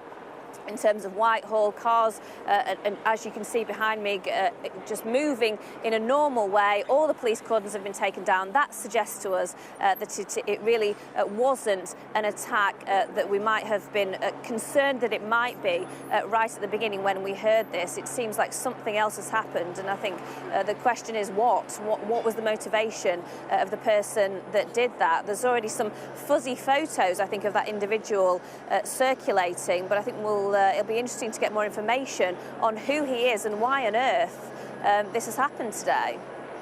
Right, and the police arresting him, no word yet, I assume, on, you know, his state of mind, or what was the purpose of this, or how it happened. Well, that's still, I think, what's up in the air, because, of course, the first thing that comes into your mind when you hear that a car has driven into the gates of Downing Street is that this is some sort of attack, some sort of terrorist attack, because we know that this is an area that is a big target for that, and there have been incidents before, the latest, of course, in 2017, which ended in a completely different way, but that is at the forefront of people's minds. And then when you see what actually unfolded today, clearly it was something completely different, and I think now, understandably, the spotlight will turn to the man in the car and what was going on in his mind, because it's not clear that there was any wider motivation to what happened today. And even looking at the footage, it's not clear that this was in any way an intentional attack. So I think that will be the information that we'll be trying to seek next. Why did this happen in this way? Yeah, Liz, thank you very much indeed. As we can see now, it looks as though the police are preparing to remove that vehicle. Joe Pike is right there. So it looks as if they're about to take that car away, Joe. It does, Mark. In the last minute or two, this police truck with a crane on the back has turned up, and police officers look like they're preparing to lift this silver Kia hatchback onto the back of it and take it away, perhaps for further forensic investigation. Although we should say the police officers who were searching it earlier were not in the sort of white protective suits you sometimes see at crime scenes. They were, though, wearing blue forensic gloves, and they were putting items from the boot of this car into clear plastic evidence bags. So the investigation does look like it is ongoing and moving pretty quickly, because it is less than 2 hours since this incident, since 4:20 when the car was driven into the front gates of Downing Street. The police reacting pretty quickly to neutralise the threat, to arrest the individual who'd been driving that car, and to take him away, handcuff him and take him away, also search him. Of course, we know that Rishi Sunak, the Prime Minister, and the Chancellor Jeremy Hunt were both within Downing Street. Mr Sunak has now left in his motorcade through the back, but certainly at the start this must have been a pretty frightening incident. The police response initially was to close off the whole of Whitehall, this long, broad street at the heart of Westminster. Most recently, of course, the route of the big coronation procession, also well known on Remembrance Sunday, when the cenotaph is at the centre of those commemorations. It was closed initially for maybe around an hour. All individuals, tourists, people who work within government in these government departments around Whitehall, all of them are removed, so you have a sterile zone. Firstly, because of the investigation, but also because of the potential threat as police worked out who the individual was and whether there was any ongoing danger for the car, or, of course, ongoing danger from other attacks. The police officers here well aware that 6 years ago one of their own was killed in a terrorist attack just a couple of hundred metres away on Westminster Bridge and at the gates of the Palace of Westminster. So reacting pretty fast, what Met Police officers are trained to do, their dynamic risk assessment to neutralise the threat, apprehend the individual who was searched and arrested and taken away. They have been searching the back of this car, as I say, putting evidence into evidence bags. They've taken the registration plate off the back. They've also been taking photos. Now there is an individual in a high-vis jacket looking at the tyres, I think preparing, Mark, to take this car away, put it it on the back of a truck and remove it to... OK, Joe, thanks very much indeed. If you're just joining us, here's what we know so far about this. A man has been arrested after a car, that car you can see there, hit the main gates of Downing Street. Police say there were no injuries. The Prime Minister was in Downing Street at the time the car crashed into the gates. Also, the Chancellor, Jeremy Hunt, was in Downing Street as well. Counter-terrorism police not involved in this investigation. It is local Westminster police who are involved in the operation. A man was arrested, taken away in handcuffs, as Joe Pike was saying, on suspicion of criminal damage and dangerous driving. More than that, we do not know in terms of his intention. Well, as we watch these pictures at the gates of Downing Street, joining me now is Shabnan Chowdhury, former detective superintendent with the Metropolitan Police. Good evening. Thank you for being with us. And I mean, look, the good news is that this has turned out not to be terrorism. Whitehall is reopened and everything is pretty calm. I just wonder what you make of it all. Yeah, good evening, Mark. Very, very quick, fast time. Events unfolded there over at Downing Street. We have to remember, as your colleague said earlier, that 6 years ago, PC Keith Palmer was killed, and along with a number of other people. They've contained the area very, very quickly. They cordoned off the area much wider, as they would do, because they don't know what the situation was at the time.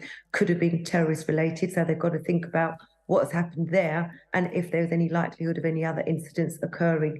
But it would appear either they've spoken to the individual concerned or they've done their research very, very quickly. They've worked very closely with counter-terrorism officers. They've accepted right now that this is not a CT issue, and now they are removing the vehicle, as I understand it. But very, very quick to contain that local area and obviously to maintain public safety. Yeah, CT counter-terrorism issue, and we're glad about that. But so difficult for the armed officers involved, because we're talking about split-second decisions here, aren't we? Absolutely. And most of the officers that would have worked in and around Downing Street would be very well trained in terms of situations like this. But you have got to make some very fast, quick time decisions in respect of what is actually unfolding in front of your very eyes. You've got Rishi Sunak, the Prime Minister, in Downing Street, a number of other high-profile people within the area, and also what's going on outside. So, you know, I have to give respect to all the officers present to have contained that very, very quickly. And I think also, as your colleague has said, the vehicle crashed into the gates there, and it would appear at this stage, and the investigation is still underway, but it does not appear that it was a deliberate act, but only time will tell.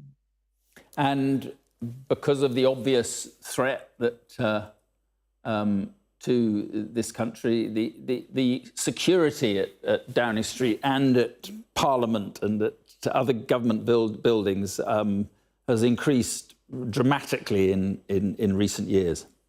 Yes, they can't take absolutely anything for granted, and the fact is that they will still maintain a high-profile visibility around the area this evening and probably in the following days, because they want to be clear that everything is there are no serious issues here that will unfold in the coming days, given some of the threats that the UK has faced in recent years. And the reaction of the police, I mean, Whitehall was closed very quickly to pedestrians and to vehicles. This happened at 4:20 in the afternoon, but already Whitehall open to vehicles now. And as you can see there, people being allowed pretty close to the gates of Downing Street. Yeah, well, when you think about some of the planning that's gone on in the last couple of years, you've had the King's coronation, you've had the state funerals.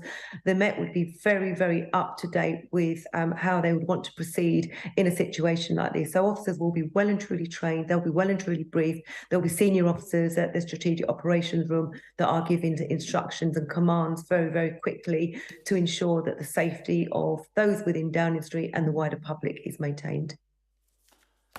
OK, thank you very much indeed for joining us this evening. Well, earlier we spoke to Krish Kandia, who was actually in Downing Street when this happened, handing in a petition, or trying to hand in a petition, when the car crashed into the gates. I spoke to him earlier. This is what he had to say. An almighty smash at the front gate, which was metres away from us, and immediately we saw police scramble, and armed officers responded brilliantly, swiftly, and shouted at the man to get out of the car. This was a silver Toyota. There were, I'd say, 10 armed officers pointing rifles at the man. He was wrestled out of the car very quickly and put down on the ground and handcuffed, and his vehicle was then searched. We were pushed through security as quickly as possible, and again, brilliant response from the police officers there. They formed a human shield to make sure they were in the way. At this stage, we have no idea what's happening. It could be a terrorist attack, could be a bomb attack, could be an armed man, and so they really put themselves between us and the other people that were delivering the petition. We were delivering a petition about the UK welcoming Sudanese refugees in the same way that we've offered wonderful hospitality to Ukrainians. And we rushed it to the back, as far away from that front gate as we could get, pushed down some stairs to shield us in case anything was to explode, and then a few minutes later ushered out the back gate. Lots of apologies that we couldn't deliver our petition, but they were putting everyone's safety first. We waited at the back gate, and pretty soon more police arrived. Some people left Downing Street with a cycle accompaniment, and then the whole place became more and more shut down. Everyone was responded incredibly calmly and bravely, but you know, it was a smash. But I thought there'd been an explosion. I thought there might have been a shot fired, but you know, that was just the loud noise of the impact. And suddenly it's armed officers responding very quickly, very decisively, shouting clear instructions at the man about what to do. He seemed to be a middle-aged man, short stature, and you know, he complied as he was asked to.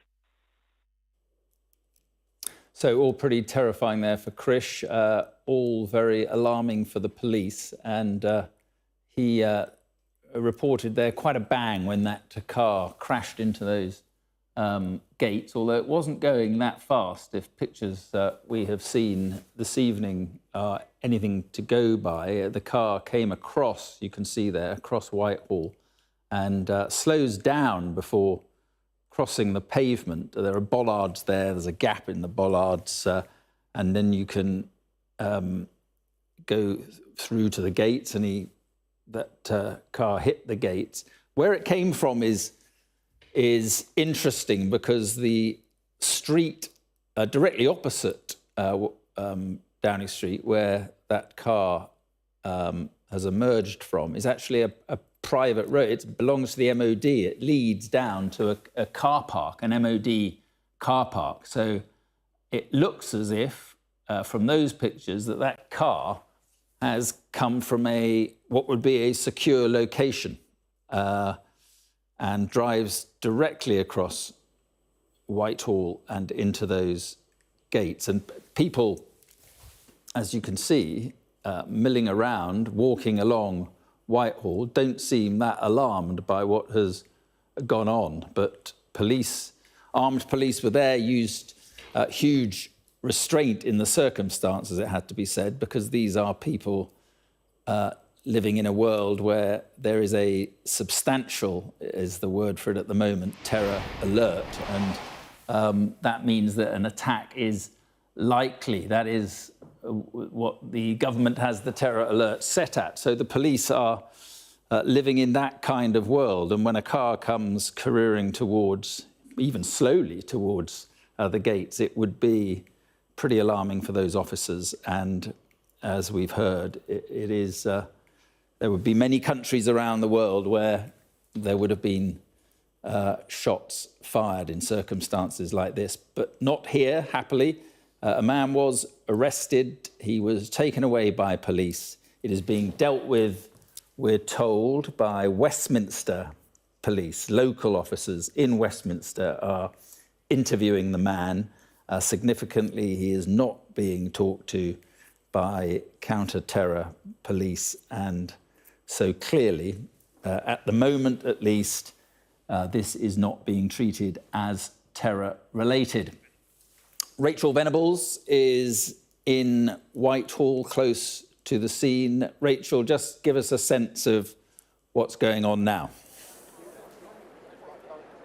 Well, it's just over 2 hours ago since that incident, and of course in that time the huge street of Whitehall was closed down entirely, armed police officers rushing in to search the vehicle, the car, that silver Kia, which at 20 minutes past 4 slowly drove across the road just over to my left here, as you were mentioning already, where there is a car park for the MOD. It crossed the road at quite a slow pace, quite surprisingly, and it ended up you should just be able to see past the police car there where it still resides, this silver Kia, hitting the gates of Downing Street. An enormous, of course, police operation, as you would expect, responding to that. A man has been arrested on suspicion of criminal damage and dangerous driving. Crucially, the Metropolitan Police, we understand, have not brought in counter-terror officers. This is being dealt with at a local level by Westminster police officers, and we've just had a statement in the last few minutes from the Metropolitan Police confirming that fact. This is something that Sky News had been reporting on for quite a while. In the past 20 minutes or so, some activity here. The investigation side of things seems to have ended. We saw police officers going through the car. Obviously, they removed the man inside. They took out, at one point, a white sheet. Then it looked as though things were quietening down, and a pickup truck actually arrived in the last 10, 20 minutes or so, and it sat for quite a while. We thought perhaps it was going to be moving the car away, but now it's parked a little way further down Whitehall at the Cenotaph. So clearly officers perhaps starting to get ready to think about moving this vehicle on as the rest of Whitehall starts to get back to a semblance of normality. You'll be able to see the traffic around me. They reopened the road about an hour ago. People have been able to come past, but it's a strange sense in the air here. People aware of how nervous, how concerned those officers would have been, of course, 2 hours ago. And now there's just that curiosity from members of the public, tourists, workers, everybody in between, turning up and trying to understand what happened here as the police, of course, no doubt in a state somewhere in Westminster are questioning that individual, the man who's been arrested after that car hit the gates of Downing Street at 20 past 4. A huge operation, no doubt, for the police to try and understand what's happening, but at the moment counter-terror officers not involved, and that really is a crucial headline, I think, to take away from a very dramatic afternoon. OK, Rachel, thanks very much indeed. Just to recap, a man arrested after this car was driven into the main gate of Downing Street. We will have much more on this story after the break.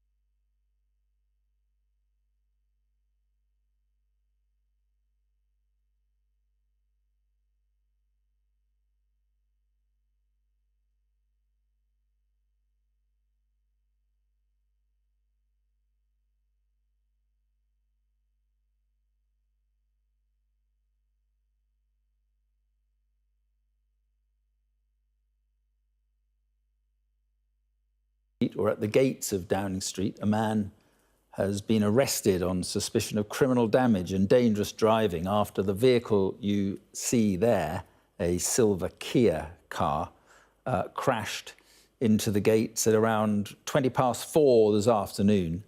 The car has been seen, we've seen pictures of the car moving slowly across Whitehall from an MOD compound area, car park area, moving across Whitehall, slowing down as it crossed the pavement just behind the car there, and driving into the gates. And the man inside the car was arrested and has been taken away by police. The Metropolitan Police say no one has been hurt, no shots were fired, and it is understood that counter-terrorism police are not at this stage involved in the investigation. Former Met Police officer Chris Hobbs joins me now.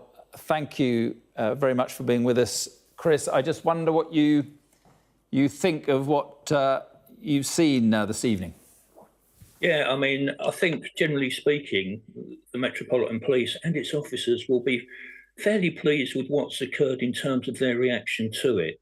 As you know, the Met and policing generally has been getting a little bit of a hammering over the last few days and weeks. But I think there will obviously be a review here. But I think generally speaking, it worked well. Nobody got hurt. Fortunately, tourists weren't in the way of the car because obviously you get tourists congregating outside the gates. Police were able to move very quickly, those armed police that are always there, to apprehend the individual concerned. And doubtless, as I say, there will be all sorts of inquiries going on at this moment in time. There'll be checks on the gentleman who was arrested. Is he known to police? Is he known to the security services? And so on and so forth. There will be probably a forensic examination of the car when it's taken away. There may even be searches of his home address just to make sure that there's no hint of any sort of terrorist involvement. As I said, he may have mental health issues. He could possibly simply have become ill. But there will be an investigation. But generally speaking, I think at the moment, the police will be quite pleased, A, no one's been hurt, and secondly, their reaction to it, which again resulted in no one being hurt, but one gentleman arrested, and further inquiries will continue. But Chris, how difficult is it for police officers, particularly armed police officers, doing the job that they are doing in that place? How difficult is it for them when something like this happens? Because as I said before, in the last hour, these are split-second decisions they're having to make. Absolutely, and of course, uppermost in the minds of officers will be that terrible incident back in 2017 when there weren't armed police there at the gates of Parliament, and we had the tragic death of PC Keith Palmer, who bravely, as it were, died defending Parliament. Now that's changed at Parliament, but yes, officers will have to make very split-second decisions. And I think perhaps in many parts of the world, in such a situation, you could well have got the police opening fire on the vehicle when they saw it was approaching Downing Street. They have to make that decision. And clearly, in this case, they made the right decision. They moved quickly, apprehended the individual concerned. And there will be a review, there will be a debrief to make sure that everything went as it should have done. But I think the police officers at the moment involved can say, hopefully, a job well done. And I can see the picture breaking up here a little bit. Yeah, well, we can, don't worry about that. We are on pictures of the car parked at that gate. Yeah, keep it on the car. Yeah, I mean, that incident you mentioned, 2017, that will have led, I assume, to changes in the way that Parliament and Downing Street here are protected. Well, I think that's always been the case at Downing Street. You've always had those armed police there. But with the incident back in 2017, there's still questions being asked about that. For example, armed police are now stationed permanently at the gates, but then they weren't. And the word was, of course, that MPs and parliamentarians didn't like the presence of armed police being permanently there. They found it a bit oppressive. Well, obviously, after that particular incident, that all changed, and we've now got armed officers permanently at the gates. But of course, they stand there for a long time. That they are relieved, of course, they do go for breaks, but just that level of concentration that you need to do that sort of job, having to be conscious that at any minute, any second, you may need to spring into action and make very, very important decisions. Not a position I'd like to be in, but today the decisions were the right ones and no one's been hurt.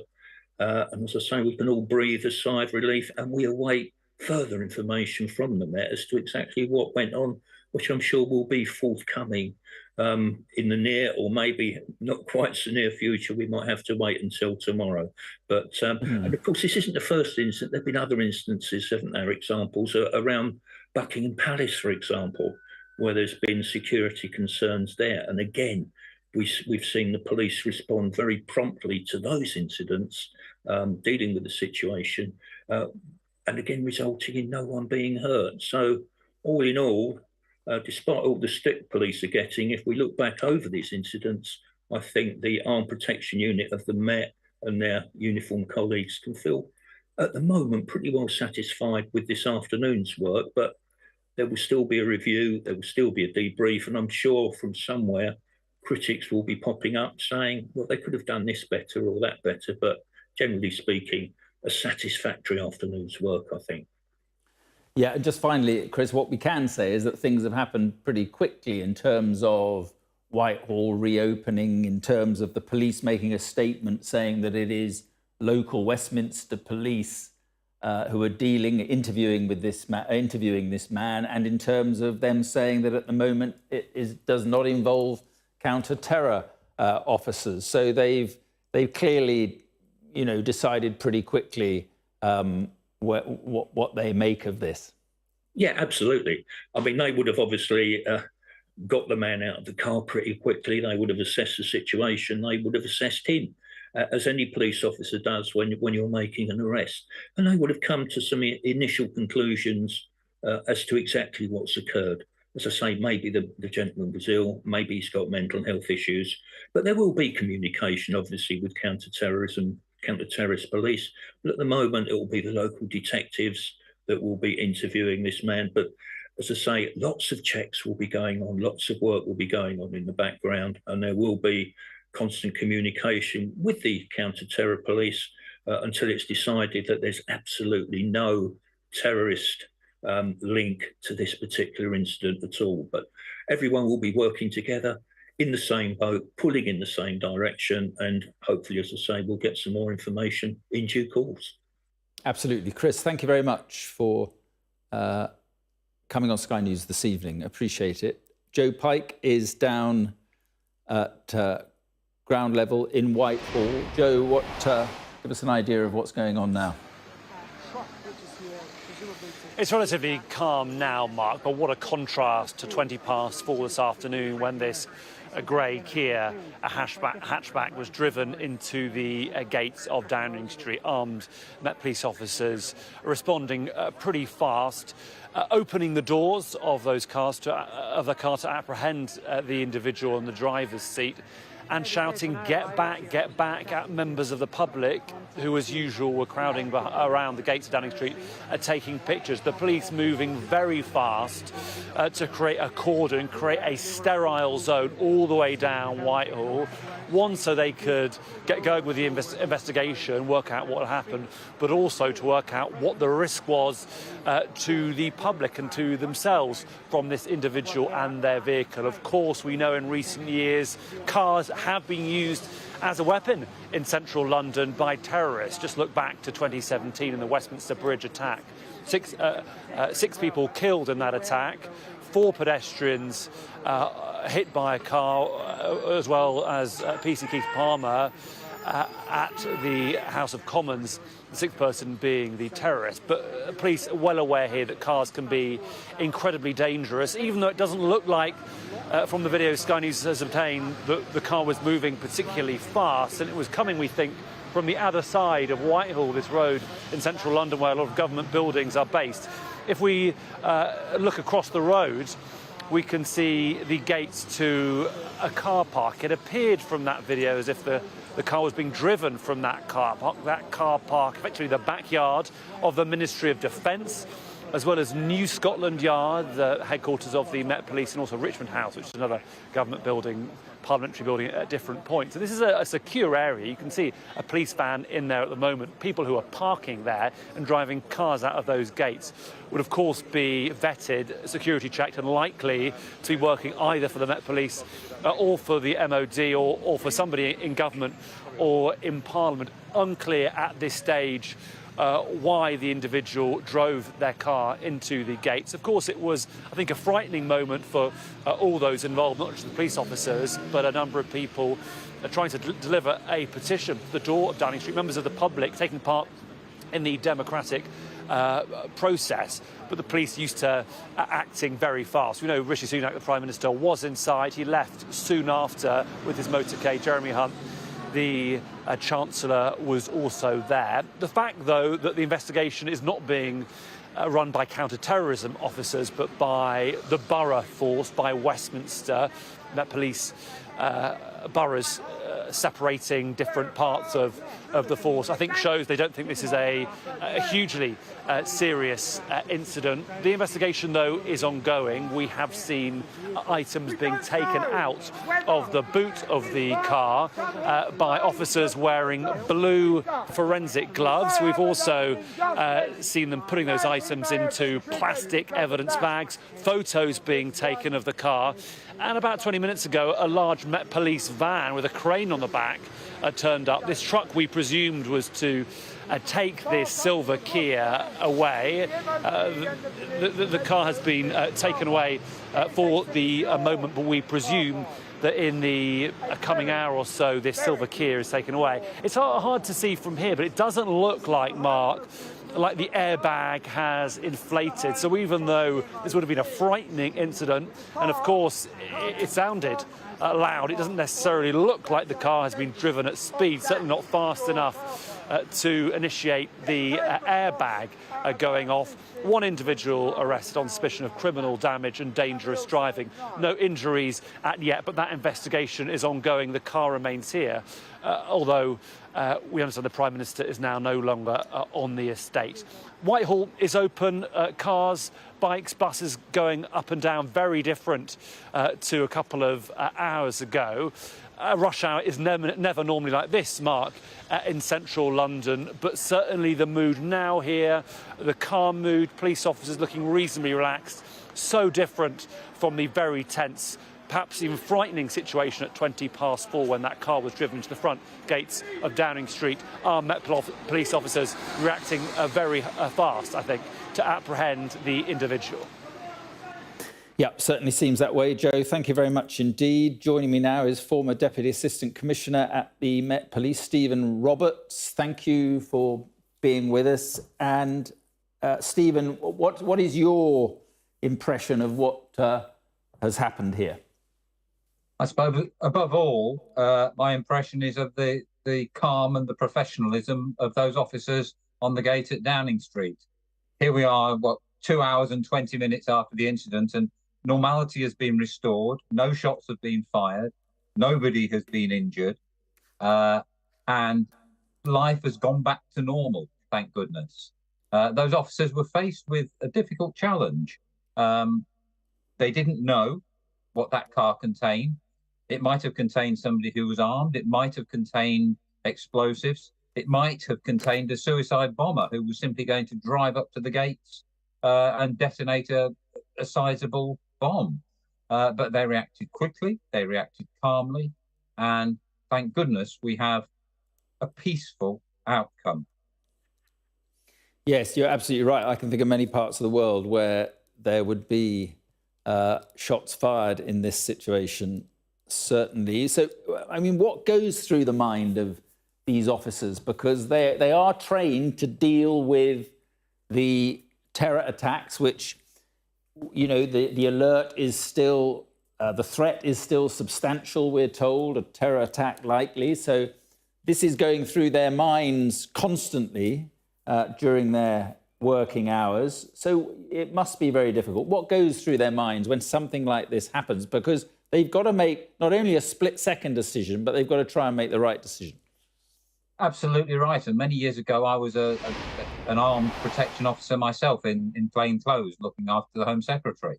It is a rather odd mixture of duty in that for the vast majority of the time, it's really quite tedious because you're standing there doing nothing. You're accompanying your principal, just walking along beside him. But all the time, you've got to remain alert. You've got to remain in a state where you can move from being calm, quiet, and frankly bored to split-second decision. Are you going to draw and use your firearm? What have you got to do to protect your principal? These officers on the gate, some inside and some outside of the gate, had that decision to face. And from everything that we can see and from everything that we know so far, they made precisely the right decision. And as a number of commentators have already said, there are many places around the world where shots would have been fired. And we've seen this over and over again. Officers on protection at Buckingham Palace, officers on protection in and around Whitehall, who've absolutely maintained their calm. Yeah, are you surprised they've opened Whitehall while the car is still there? No, not particularly. The car has been examined. The officers are satisfied that it presents no danger. There's no reason not to open Whitehall. Restoring normality is actually quite an important part of counter-terrorism. Part of the function of terrorism is to terrorise, to frighten people, to put people in a state where any incident can be seen as threatening, and that amplifies the impact of any terrorist act that does take place. So reacting calmly to an incident like this is very important. It sends a message that London is a secure place, it's a calm place, it's a peaceful place. OK, Stephen, thank you very much indeed. We're joined now by the Conservative MP for Bournemouth East, Chair of the House of Commons Defence Select Committee, Tobias Ellwood. Thanks very much indeed for being with us. And I just wonder, first of all, what you make of this. Yeah, can I just echo the comments made there? No police officer knows how their day is going to unfold. And what we saw today was huge professionalism right across the board, keeping a very calm and measured approach in dealing with what could have been something very, very different indeed. We're still waiting to learn more about what took place, the mental state of this driver, his nationality, for example, what the motive was it premeditated? Did he act alone? Was this a distraction, for example, to usher the Prime Minister and others to checkers, or simply an attention seeker? There is so much still to learn, and the police will be considering all this and more. But it does seem to be that terrorism has been ruled out. I was surprised, I have to say, to see your reporter so close to the vehicle itself, but clearly the judgment is made that it is safe. Our police do an incredible job in dealing with these from an operational perspective, but I'd also give a shout out to our intelligence agencies too, that are able to preempt so many potential attacks, close them down before they've even got going. And I think we're very, very grateful to what happens in the UK and the manner of our policing. But it's worth remembering that this is an iconic landmark, just as there was in the terrorist event that I was involved in 2017. These are symbols of British democracy known across the world, therefore obviously potential targets for attacks of one form or another. But they're also very busy, functional buildings where parliamentarians, the Prime Minister, government officials need to go about their business. And it's the police that sit there, stand there, operate there, being able to make these very, very swift individual judgments as to whether any person is simply wanting to have their picture taken and are just transiting by, or indeed pose a real and present threat that they then need to deal with. Yeah, and you mentioned the attack, Tobias, in 2017, and you were involved in that as you helped try to save the life of a police officer who had been stabbed. this must incidents like this must bring that day back to you. Yeah, it does. Firstly, again, going back to the police, so much has changed. We want to keep our parliament open. We want to have a connectivity, if you like, with the British people, the democracy. But ultimately, there were huge, great big gaps in our security. You touched on what I was doing there, trying to save the life with others of PC Keith Palmer. And I recall that the gates, the main carriage gates into Parliament, remained open the entire time. Indeed, a dispatch driver on his moped drove in, saw what was going on, and then drove back out again. It was one of the very strange memories I have of the day. There's, where was the big button that you press that closes all gates? The emergency, measures go right across the estate to close everything down. I'm pleased to say that is now the case. There are more officers, more checkpoints. There's much sense of security than there ever was before. If I have one concern, I saw this the other day, we still have the ability to have demonstrations right outside those very same gates where demonstrators can have pop-up awnings, tents and so forth that MPs and staff and indeed the public have to wade through. They, of course, don't mean us harm, but anybody that does will be watching the protocols. They'll be watching what happens, how people interact, or what is allowed or what isn't allowed. And I do believe that whilst we've built up our security capability inside the parliamentary estate and inside our areas around Number 10, what happens out on Parliament Square still needs to be revisited, because I'm sad to say this, another attack could easily take place. Yeah. All right, Tobias, thank you very much indeed for joining us. And as I say, it does bring back that moment, that attack in 2017. Thank you very much indeed for being with us. Let's just go to Rachel Venables, who is down there at the scene. And Rachel, just as we approach the end of the hour, just give us a sense of what's happening there. Well, at the moment, what we're waiting for is the tow truck, the pickup truck, which arrived an hour or so ago to actually remove the vehicle. I think in the last few minutes, the police seem to have taken off the licence plate from that silver Kia, which is still parked where it crashed into the gates of Number 10 Downing Street a little while ago. A tow truck arrived, parked alongside it, and we're expecting at some point, possibly in the next few hours, maybe sooner, for this vehicle to be taken away. And at that point, the last cordon, the final cordon, which is just outside the immediate gates of Downing Street, will be taken away, and this area will get back to normal, what is normal for this part of London, which is, of course, one of the most heavily guarded, heavily policed parts of the capital, parts of the country, really parts of the world, and that explains really the severity with which the officers, the armed officers who were here guarding the space in which the Prime Minister was, the Chancellor was, at 20 minutes past 4 when that car drove slowly across the road and into the gates of Downing Street. Very much the investigation, of course, ongoing with that man, a man under arrest at the moment and being questioned by police. Rachel, thank you very much indeed. So just to bring you up to date, a man has been arrested on suspicion of criminal damage and dangerous driving after the vehicle you see there was driven into the gates of Downing Street. It's a silver Kia car, crashed into the gates around 20 past 4 this afternoon. Police say no one was hurt. The driver was arrested, and it's understood that local police are dealing with it. No counter-terrorism police involvement at the moment. After the break, a special programme on immigration.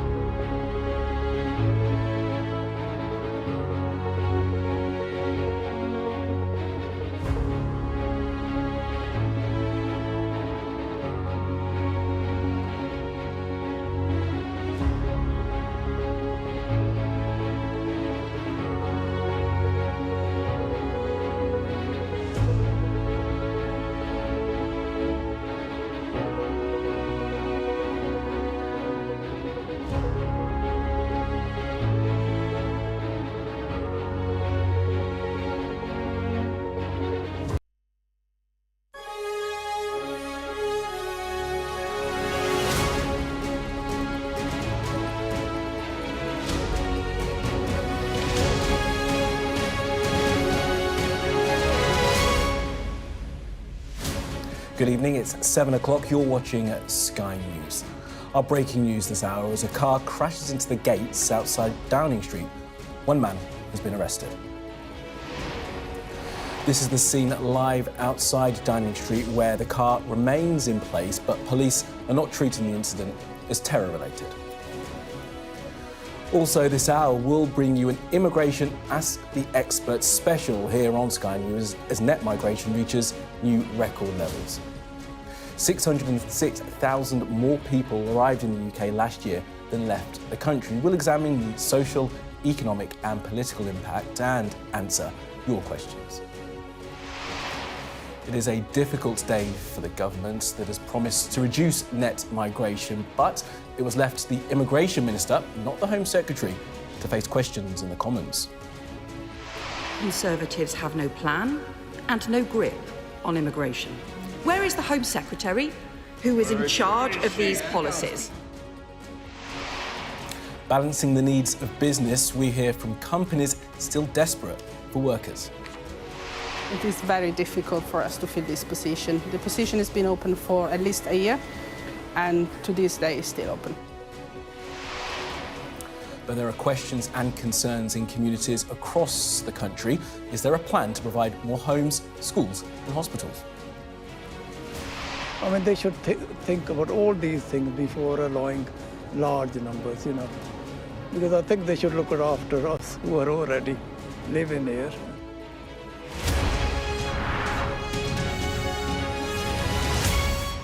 Good evening.